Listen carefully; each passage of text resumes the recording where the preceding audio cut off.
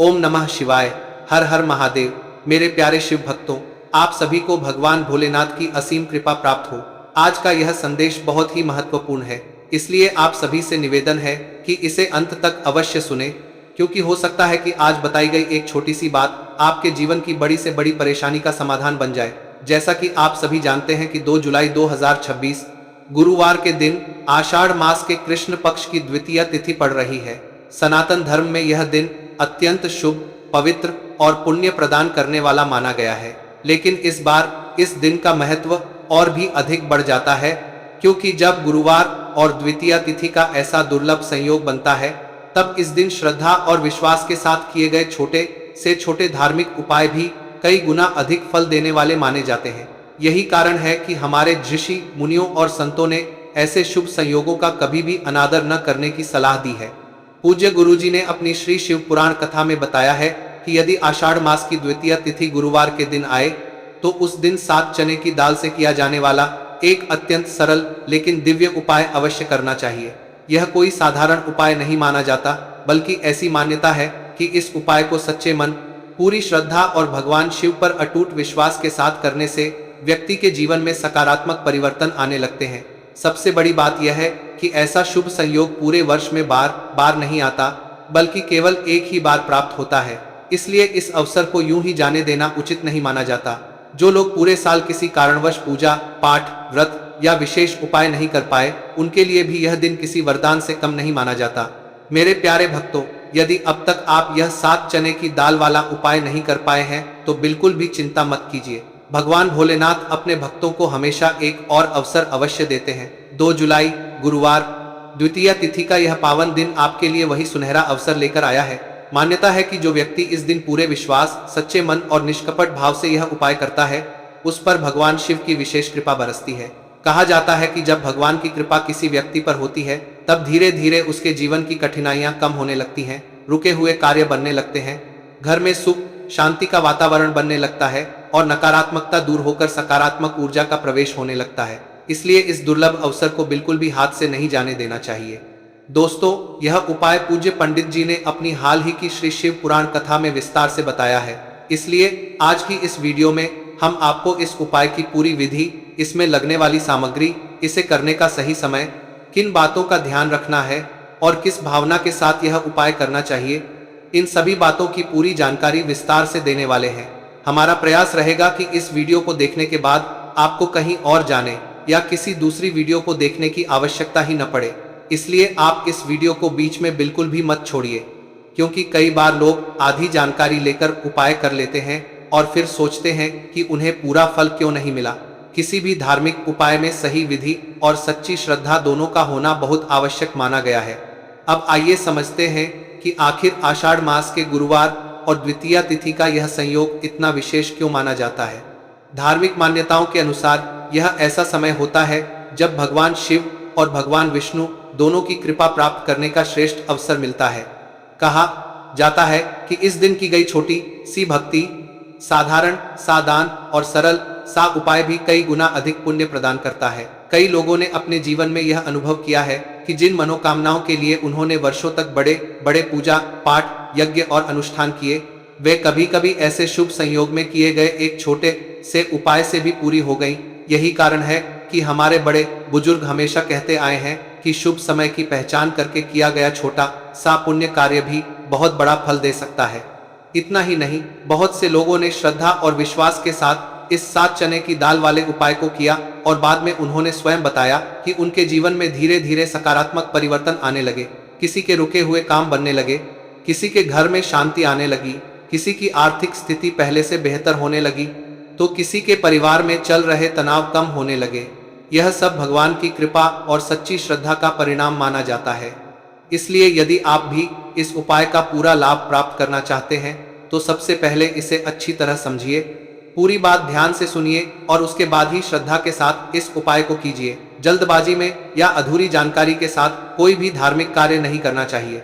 मेरे प्यारे भक्तों, यदि आपके घर में किसी भी प्रकार की परेशानी चल रही है, चाहे वह धन की कमी हो, बार बार बीमारी आना हो, परिवार में बिना कारण कलह होना हो, काम बनते बनते बिगड़ जाना हो, व्यापार या नौकरी में रुकावट आ रही हो, घर में हमेशा तनाव बना रहता हो, मन अशांत रहता हो, किसी भी काम में सफलता नहीं मिल रही हो, या फिर आपको यह भी समझ नहीं आ रहा हो कि आखिर इतनी परेशानियां एक साथ क्यों आ रही हैं, तो ऐसी स्थिति में भी इस पावन दिन श्रद्धा और विश्वास के साथ किया गया यह उपाय विशेष महत्व रखता है।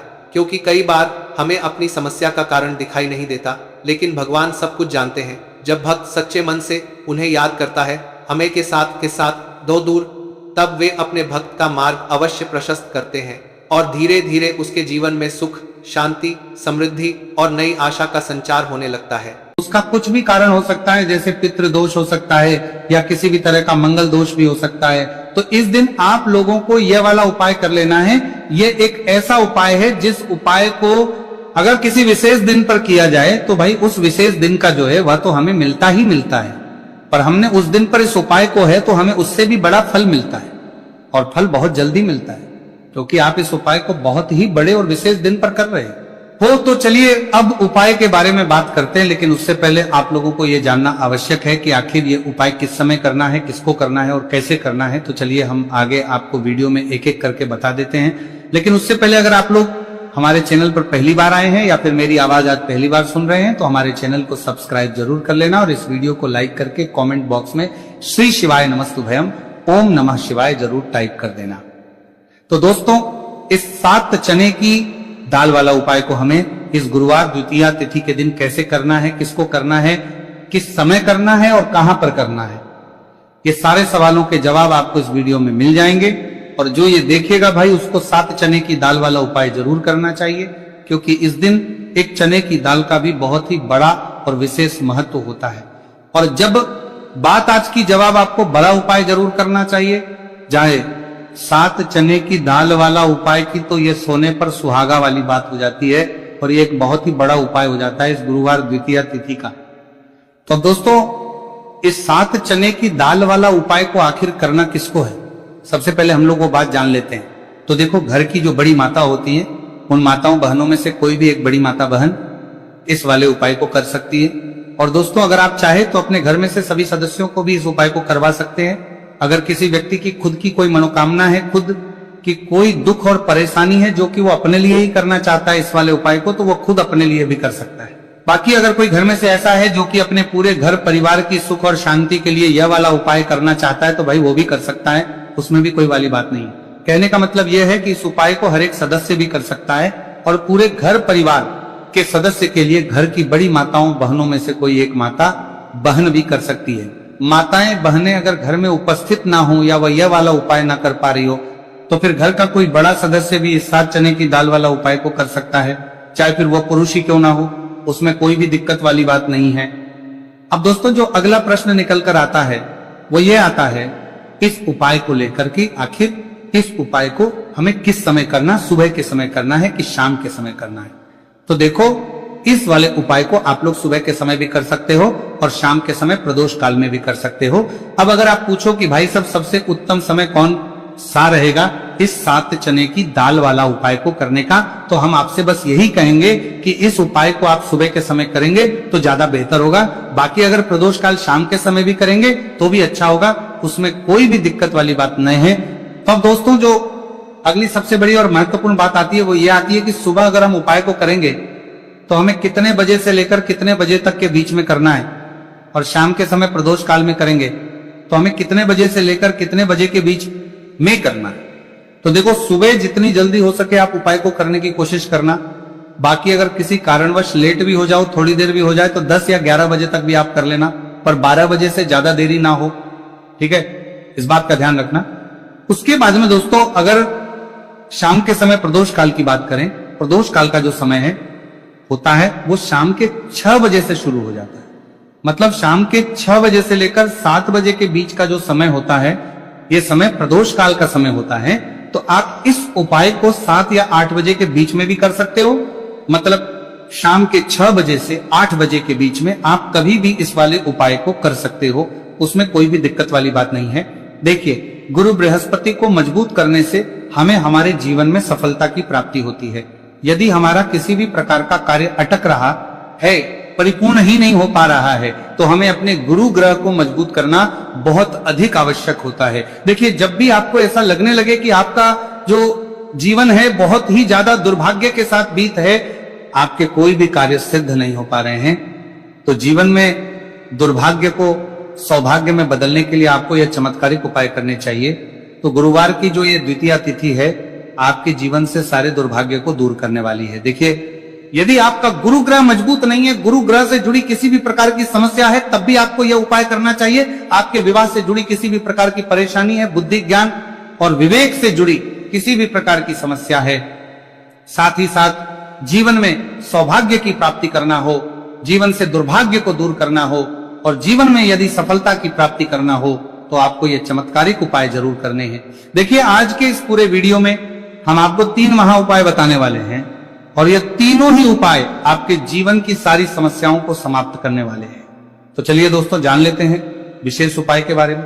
देखिए, इस उपाय को करने के लिए आपको मात्र 7 चने की दाल लेनी होगी, यानी कि आपको 7 चने की दाल लेनी होगी। देखिए, चने की दाल जब भी आप लेंगे तो ये कहीं से भी टूटी हुई भी खंडित नहीं होनी चाहिए, इस बात का आपको विशेषकर ध्यान रखना है। इसी के साथ में आपको एक तांबे के पात्र के अंदर शुद्ध जल लेना होगा और इसी के साथ में आपको एक स्टील की कटोरी लेनी होगी जिसमें आपको शुद्ध जल लेना है। इसी कटोरी के अंदर आपको 1 से 2 गुड़ के टुकड़े भी डाल देने हैं, यानी कि आपको गुड़ वाला जल तैयार कर लेना है। अब इन तीनों ही सामग्रियों को लेकर के आपको पहुंचना है भगवान शिव के मंदिर में।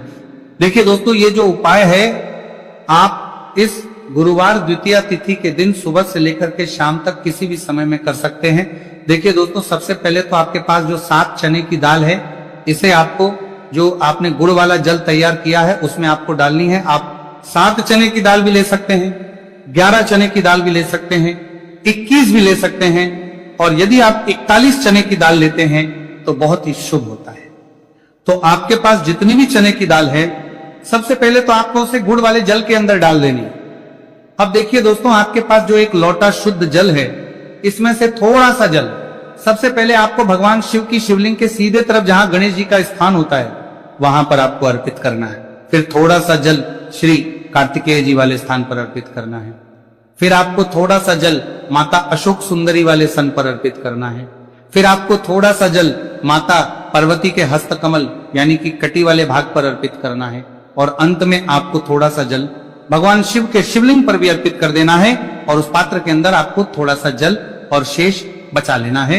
यानी कि 5 ही स्थान पर थोड़ा थोड़ा जल अर्पित करने के बाद अंत में शेष जल और उस पात्र के अंदर आपको बचा लेना है। अब आपको बृहस्पति ईश्वर महादेव का स्मरण करना है और आपके पास जो चने की दाल है, इसे आपको अपने सीधे हाथ में रखनी है। देखिए, गुरुवार का दिन है, इसीलिए आपको ओम नमो भगवते वासुदेवाय इस मंत्र का जाप भी करना है।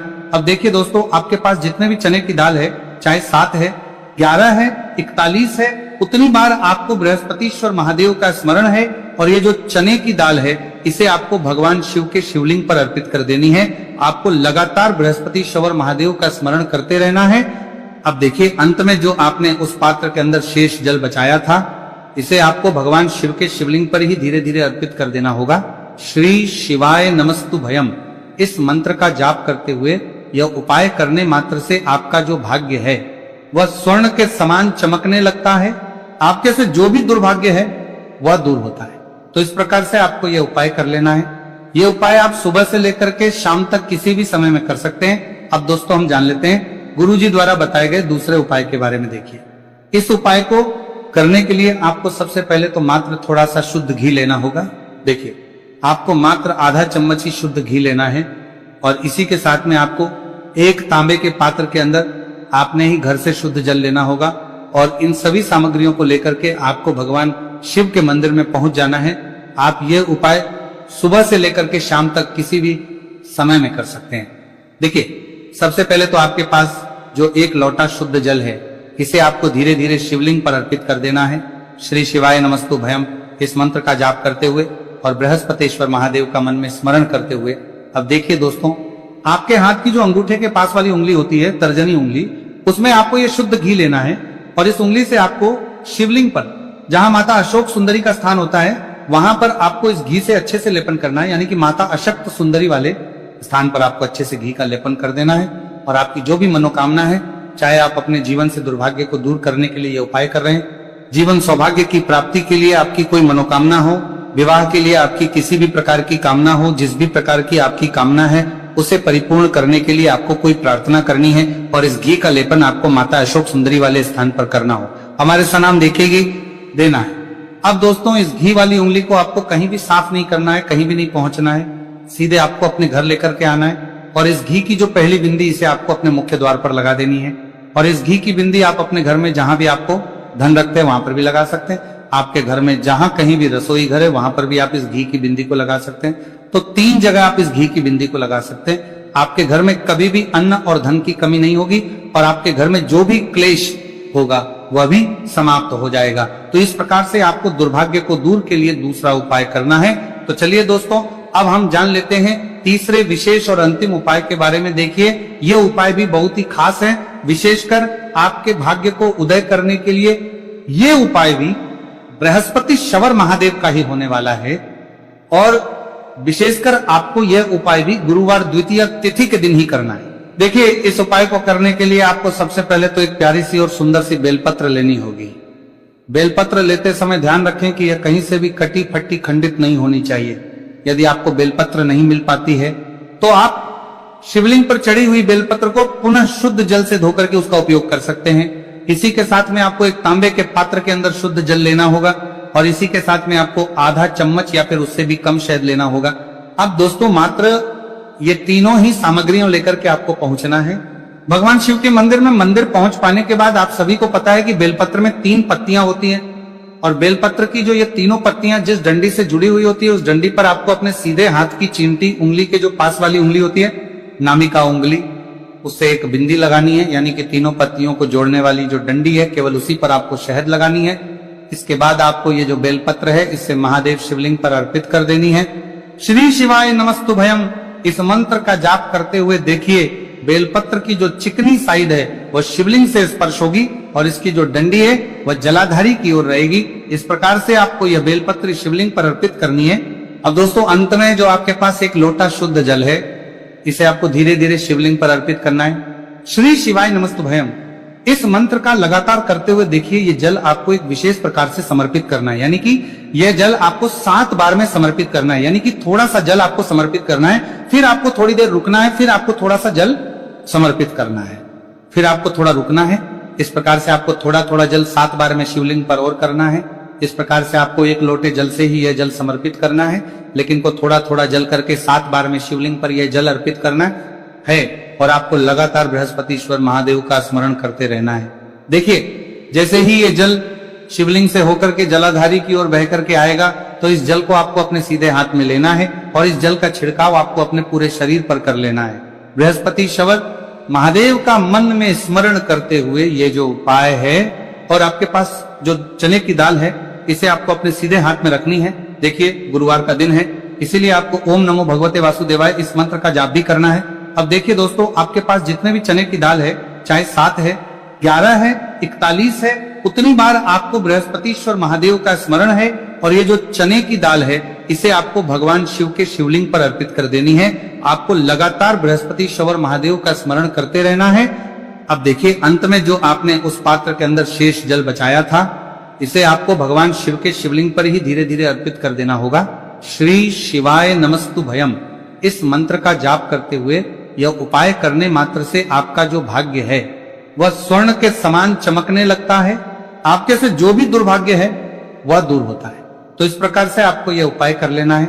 यह उपाय आप सुबह से लेकर के शाम तक किसी भी समय में कर सकते हैं। अब दोस्तों हम जान लेते हैं गुरुजी द्वारा बताए गए दूसरे उपाय के बारे में। देखिए इस उपाय को करने के लिए आपको सबसे पहले तो मात्र थोड़ा सा शुद्ध घी लेना होगा। देखिए आपको मात्र आधा चम्मच ही शुद्ध घी लेना है और इसी के साथ में आपको एक तांबे के पात्र के अंदर आपने ही घर से शुद्ध जल लेना होगा और इन सभी सामग्रियों को लेकर के आपको भगवान शिव के मंदिर में पहुंच जाना है। आप ये उपाय सुबह से लेकर के शाम तक किसी भी समय में कर सकते हैं। देखिए सबसे पहले तो आपके पास जो एक लोटा शुद्ध जल है इसे आपको धीरे धीरे शिवलिंग पर अर्पित कर देना है। श्री शिवाय नमस्तुभयम इस मंत्र का जाप करते हुए और बृहस्पतिश्वर महादेव का मन में स्मरण करते हुए। अब देखिए दोस्तों आपके हाथ की जो अंगूठे के पास वाली उंगली होती है तर्जनी उंगली उसमें आपको ये शुद्ध घी लेना है और इस उंगली से आपको शिवलिंग पर जहां माता अशोक सुंदरी का स्थान होता है वहां पर आपको इस घी से अच्छे से लेपन करना है। यानी कि माता अशक्त सुंदरी वाले स्थान पर आपको अच्छे से घी का लेपन कर देना है और आपकी जो भी मनोकामना है चाहे आप अपने जीवन से दुर्भाग्य को दूर करने के लिए ये उपाय कर रहे हैं जीवन सौभाग्य की प्राप्ति के लिए आपकी कोई मनोकामना हो, विवाह के लिए आपकी किसी भी प्रकार की कामना हो, जिस भी प्रकार की आपकी कामना है उसे परिपूर्ण करने के लिए आपको कोई प्रार्थना करनी है और इस घी का लेपन आपको माता अशोक सुंदरी वाले स्थान पर करना हो। हमारे सनाम देखेगी देना है। अब दोस्तों इस घी वाली उंगली को आपको कहीं भी साफ नहीं करना है, कहीं भी नहीं पहुंचना है, सीधे आपको अपने घर लेकर के आना है और इस घी की जो पहली बिंदी इसे आपको अपने मुख्य द्वार पर लगा देनी है। और इस घी की बिंदी आप अपने घर में जहां भी आपको धन रखते हैं वहां पर भी लगा सकते हैं। आपके घर में जहां कहीं भी रसोई घर है वहां पर भी आप इस घी की बिंदी को लगा सकते हैं। तो 3 जगह आप इस घी की बिंदी को लगा सकते हैं। आपके घर में कभी भी अन्न और धन की कमी नहीं होगी और आपके घर में जो भी क्लेश होगा वह भी समाप्त हो जाएगा।